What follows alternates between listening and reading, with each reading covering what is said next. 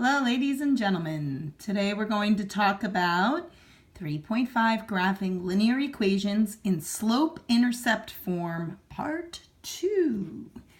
So to start, I want to review some ideas of slope with you. And I know we talked yesterday about how if the line, as we go from left to right, is increasing, meaning going up from left to right as we move from left to right, this type of a slope is a positive slope. So I'm going to just write that.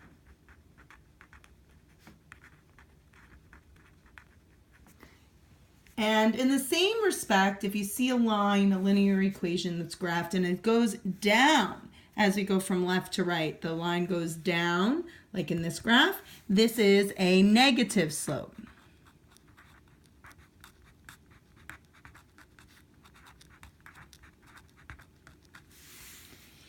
And then yesterday, we talked about graphing slopes into them, and we talked about, whether or not what the slope would be represented. And a horizontal line like this has no rise. So it only has a run, and it's a change in the rise over the change in the run. So this has a slope of 0. So 0 slope. In other words, the slope is equal to 0. And this one, as we looked yesterday, this only has a rise. It doesn't have a run. So that would result in undefined slope.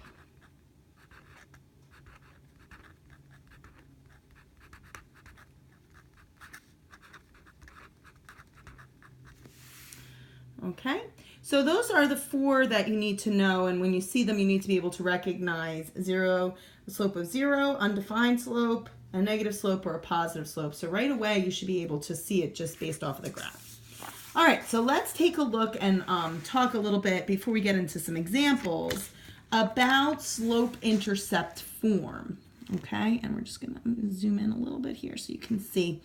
Basically, slope-intercept form is that form that we talked about when we were defining whether or not something was considered a linear equation. And that is the form y equals mx plus b, where x and y represent coordinate points which lie on the line. M is representing our slope, and b is our y-intercept. And as I was saying in class, this is the preferred method for graphing slope-intercept form. Now, I showed you the other one, which we take standard form, which is a quick way to graph a sketch of a graph quickly. However, it's not really helpful in determining different points which lie on the line. As you saw with some of those word problems, it was kind of tricky. This will be more precise when we're drawing by hand.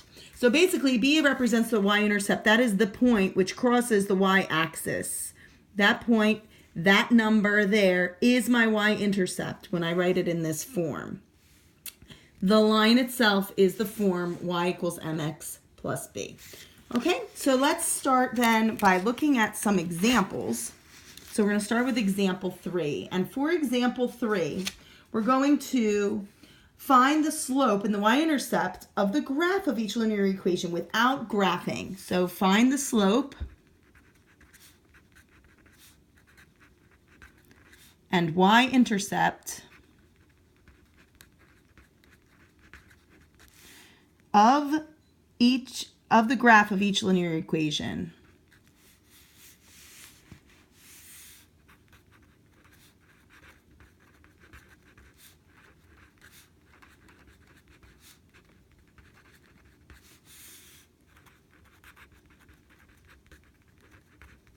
So we're going to start with the first one, letter A. So letter A is y equals 3x minus 4.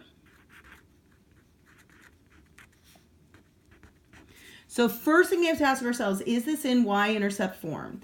Is this in the form of y equals mx plus b?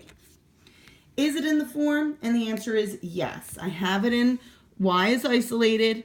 This is m, this is x, plus and this is my b. This is really plus a -4. We can look at it that way. So we're going to look at which is the slope and which is the y-intercept on this, in this equation. So for this graph, this number, this 3, represents my slope, and the -4 represents my y-intercept.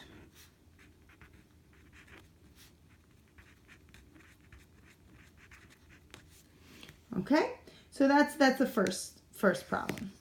Second problem, part B. My equation is y equals 6.5. So the first thing we have to determine is this written in slope-intercept form? Is it in the form of y equals mx plus b? So looking at this, now notice there's no mx. Does that mean I'm not written in the correct form? No, I am written in the correct form because I really could write this as 0x. And we know 0x, 0 times anything, is 0. So that would make sense if this were 0x, leaving me with just my plus 6.5. So in this case, my y-intercept is 6.5.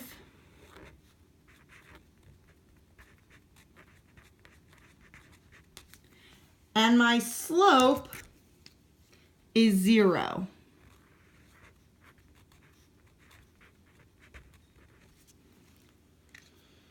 Okay, that's part B.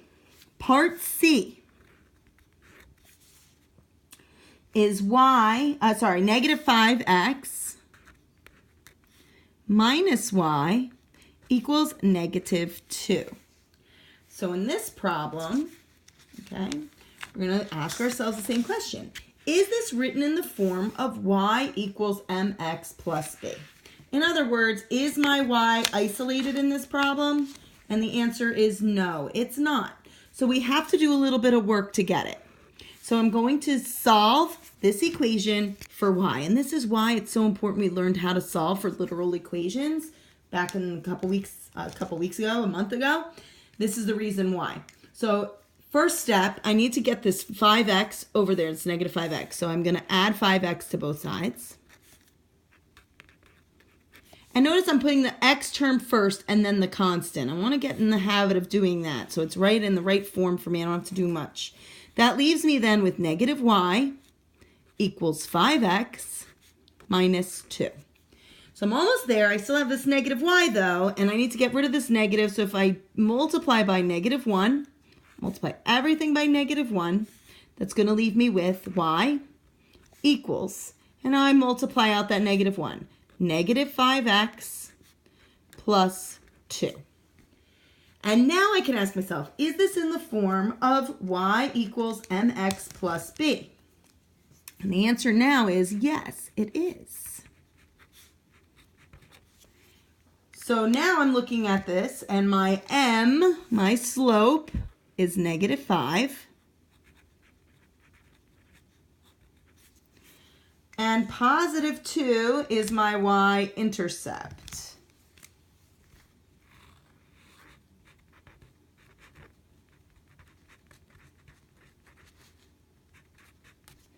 Okay, and there we have part C. So those are basically the problems that we are looking at for example 3. Now we're going to turn to example 4. For example 4, we're going to look at graphing an equation and then using that graph to identify the x-intercept. So let's go to example 4. There we go. Example 4. And we're going to graph 2x plus y equals 2 and identify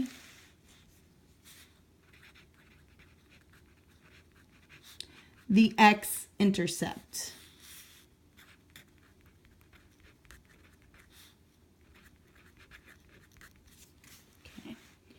So that's example 4 we're going to look at. Okay. Let's move that up a little. Okay.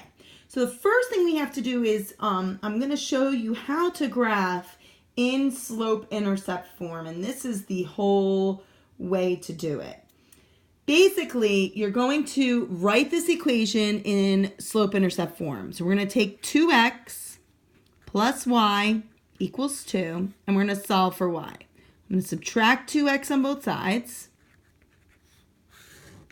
That's going to leave me with y equals negative 2x plus 2.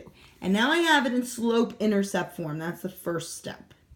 The second step now is to identify my slope and my y-intercept. My slope is negative 2.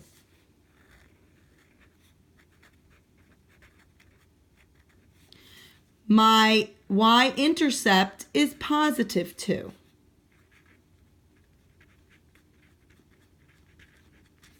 Now it says we're going to graph this equation. So we're going to do a quick sketch. And here's what we're going to look at. So I'm just going to move this over. So we're going to draw a quick sketch of this graph.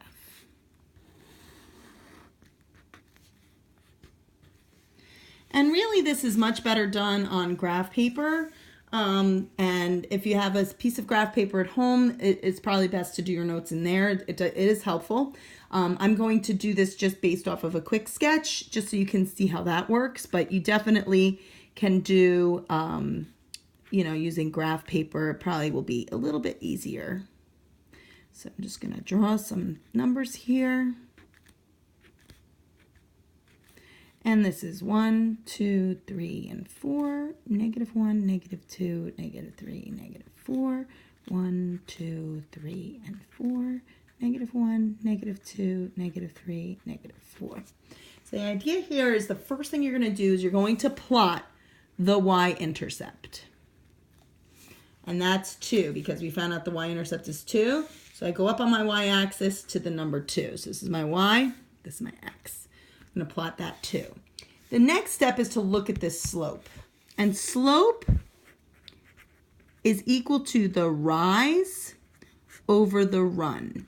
In other words, the distance up or down over the distance left or right. And in this case, we have negative 2 over, what would the denominator be for negative 2? The answer is 1. So I'm going to go from this point down to right 1. So from this point, I go down to right 1. And there you can see right away my x-intercept.